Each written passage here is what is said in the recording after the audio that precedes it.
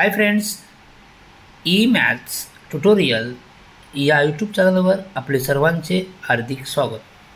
Friends, आज आपण या व्हिडिओमध्ये सेतू अभ्यास इयत्ता 6वी विषय गणित दिवस दुसरा घटकाचे नाव आहे किंवा प्रकरणाचे नाव आहे आकृती बंध. मित्रांनो, सेतू अभ्यास म्हणजेच उजळणी.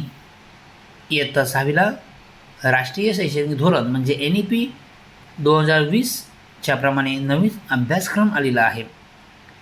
हा नवीन अभ्यासक्रमचा अभ्यास करताना आपल्याला काही घटकाची उजळणी करणे खूप आवश्यकता आहे. त्यासाठी हा सेतू अभ्यास सुरू करण्यात आलेला आहे. आजचा दिवस दुसरा म्हणजेच घटकाचे नाव आहे आकृतीबंध.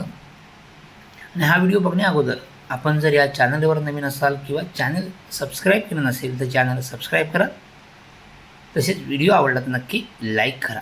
चला तर बघूया आकृतीबंध. आणि आकृतीबंध या प्रकरणामध्ये आपल्याला नवीन काय शिकणार आहोत ते बघूया. बघा, आकृतीबंध हे आपल्या प्रकरणाचे नाव आहे. ओके, आपण या प्रकरणामध्ये नक्की काय बघणार आहोत ते एकदा बघून घेऊया. भूमितीतील मूलभूत संबंध ओळखतो. कोणांचे प्रकार ओळखून त्यांचे वर्गीकरण करतो. कोणांचे प्रकार लघुकोन, काटकोन, विशाल कोन. त्रिकोणाचे प्रकार लघुकोन, त्रिकोण, काटकोन, त्रिकोण अँड विशाल कोन, त्रिकोण. तसेच हे झाले कोणांवरून प्रकार आहेत. तसेच बाजूंवरून प्रकार समभुज त्रिकोण, समद्विभुज त्रिकोण, विषमभुज त्रिकोण, काटकोन त्रिकोण असे या त्रिकोणाचे प्रकार आहेत.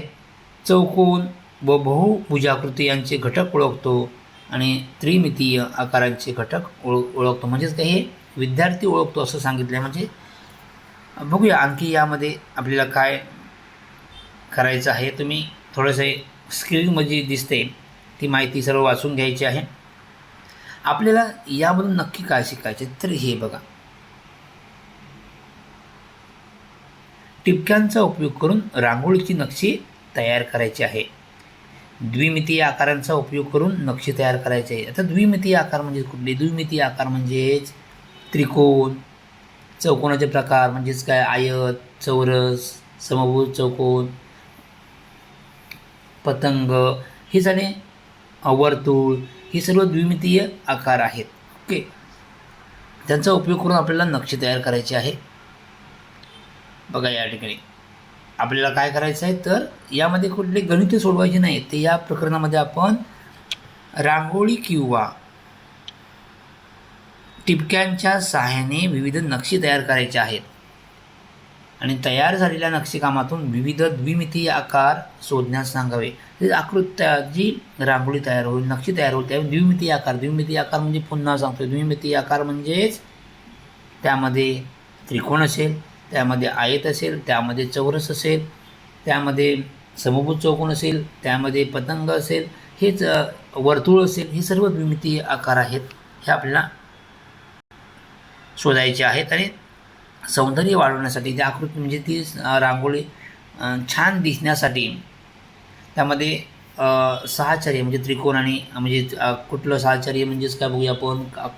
चित्रकला आणि गणित यामध्ये काय काय साहचर्य आहे ते आपण बघू शकतो, शिकायचं आहे. बघा, या प्रकारे एक टिपक्यांची रांगोळी बघा दिली, व्यवस्थित छान काढले. यापेक्षा सुंदर तुम्ही काढू शकता. यामध्ये बघा काय काय दिलं आहे तर त्रिकोण दिसत आहेत, चौकोन दिसत आहेत, चौरस दिसत आहेत, आणखी वेगवेगळ्या आकाराच्या बहुभुजाकृती दिसत आहेत. बहुभुजाकृती म्हणजे 5 बाजू असतील पंचकोन, 6 बाजू असतील षटकोन, या प्रकारच्या बहुभुजाकृतीसुद्धा यामध्ये आहेत.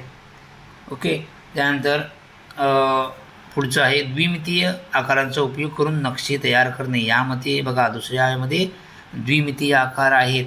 कोणकोणते आहेत बघा, या ठिकाणी तुम्हाला या ठिकाणी षटकोन पण दिसतोय. इथे बघा आयत आहे, वर्तुळ आहे, आयत, वर्तुळ, या ठिकाणी चौरस, यावरती चौरस आहे,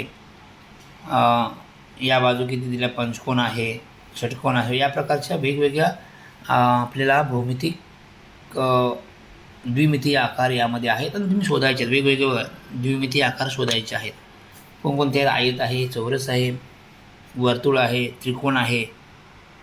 ओके, किती सोपं होतं फक्त रांगोळी. आणि तुम्हाला या ठिकाणी दुसरं तुम्ही स्वतः तयार करायचे आहे. हे टिपके काढून घ्यायचे आहेत आणि टिपक्यांचा उपयोग करून कागदावर विविध भौमितिक आकार म्हणजे काय चौरस, आयत, त्रिकोण इत्यादी वर्तुळ काढू शकता. मदतीने नक्षी तयार करा आणि तयार झालेल्या नक्षीकामाचे सौंदर्य वाढवण्यासाठी आणखी कोणत्या आकारांचा उपयोग करता म्हणजे व्यवस्थित छान दिसले पाहिजे असं वेगवेगळ्या आकारांचा तुम्ही काढलेल्या जी रांगोळी असेल मित्रांबरोबर चर्चा करा. ओके, आणखी शिक्षकांसुद्धा चर्चा करा. आणखी व्यवस्थित ती आकृती किंवा रांगोळी आपल्याला काढायची आहे. सो फ्रेंड, हा दिवस 2चा अभ्यास होता. पुढच्या व्हिडिओमध्ये आपण दिवस 3 म्हणजेच अपूर्णांक, महत्त्वाचा आहे अपूर्णांक, याचा आपण अभ्यास करणार आहोत. थँक्यू.